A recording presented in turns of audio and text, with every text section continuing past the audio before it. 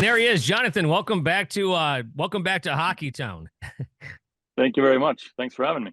Yeah, no problem. I texted one of your friends there, Nick Lindstrom. I said, "Hey, give me something about Jonathan Ericsson." He says, "I don't know if I got much on Big E. Just tell him I said hello." There you go. Okay. But that's a good thing that he doesn't have anything bad to say.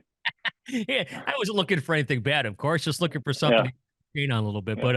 But anyways, we're here to talk about your Béarnaise sauce. Now, I didn't realize that this was kind of like a Swedish thing, isn't it? Yeah, obviously its origins from France, but then I think the Swedes or the whole country kind of took that upon themselves, and we kind of have it on everything. It's basically like you guys use ranch, we use it on everything and anything. So it's the more people you talk about what they're using it for, you just come up with new things all the time. So it's a very versatile sauce that's been used in Sweden, like in many different ways. Yeah. And what made you decide to get into this kind of thing? I think obviously me missing that sauce a lot because that was something I had at home all the time in the refrigerator, or so. I always had friends and family that was coming over visiting me, and our family, they had to bring Béarnaise sauce for me, and then my wife always wanted salt licorice candy, but I don't think that would swing as well with the North Americans. I think the Béarnaise sauce might fit better. Yeah, a little taste of home for sure. So I've got my favorite. So which one of your three is your favorite? Well, it depends what I'm using it for. I think that's the thing. Depending on if I have a steak or something like that, use it that has a lot of flavor to it already, I probably would go with the original or the garlic peppercorn. But if I want a little bit more zing, or a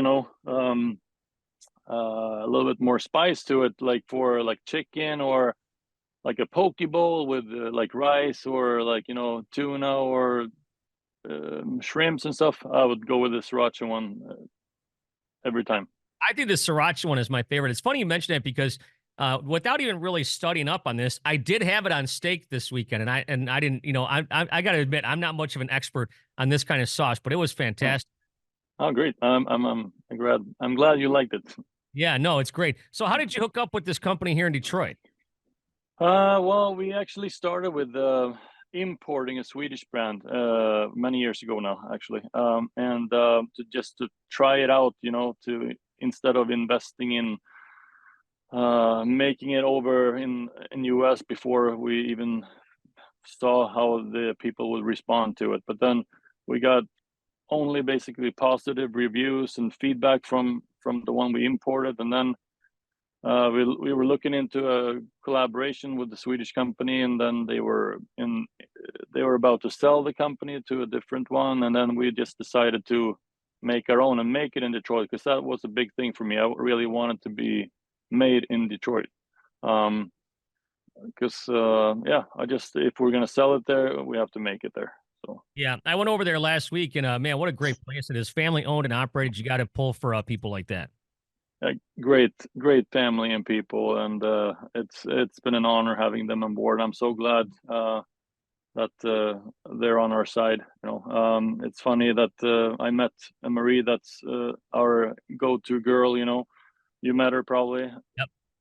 Nicest family there. I met her. She was working as a volunteer during the Red Wings game in the at the Joe. So I met her. I saw her every game day. I saw her. She was standing in the same spot every time by the Olympia room.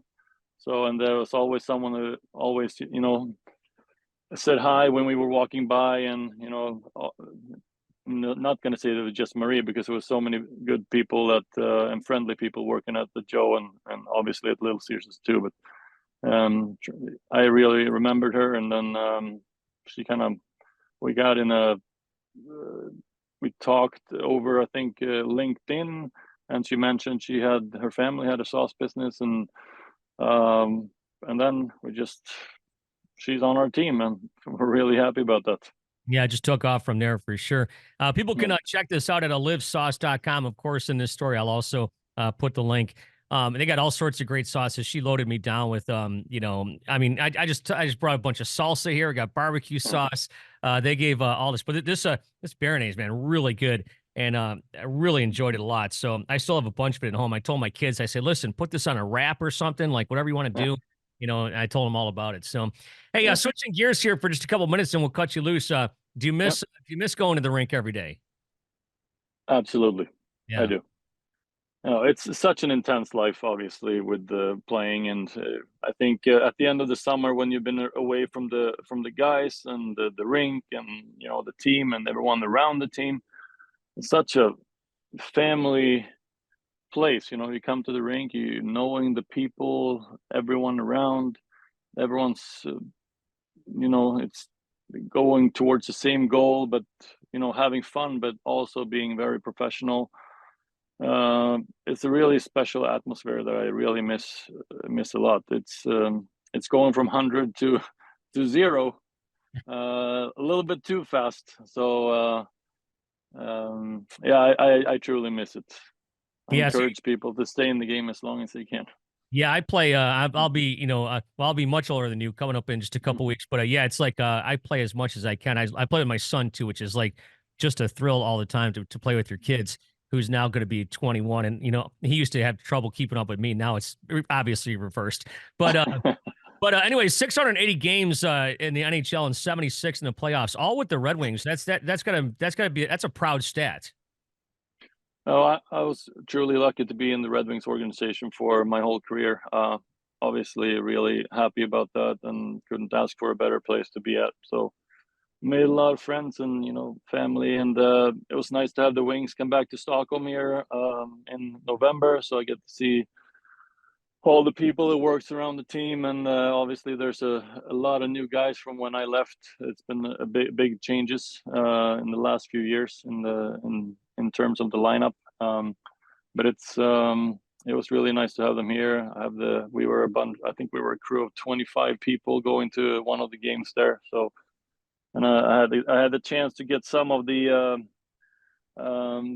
guys who were working around the team at my house. They came to my house one night, and it felt like a really special time to invite them, and really appreciated all the time they spent on me, and so it was really nice to see them all. Yeah, I think since you played for the Wings, is Dylan the only remaining player that you played with? Fabry was there. Oh, was he? Okay. Yeah, and I think Mo I played a little bit with. I think obviously let's see here, we had Veleno was up a little bit. Rasmussen. Okay. Also up and down a little bit. He was up and coming there. So there's a few, but a lot of guys obviously are new. Are you paying attention to the team from over there in Sweden? Yeah, but it's tough. I can't really watch any games because I have 3 kids and they don't sleep super good.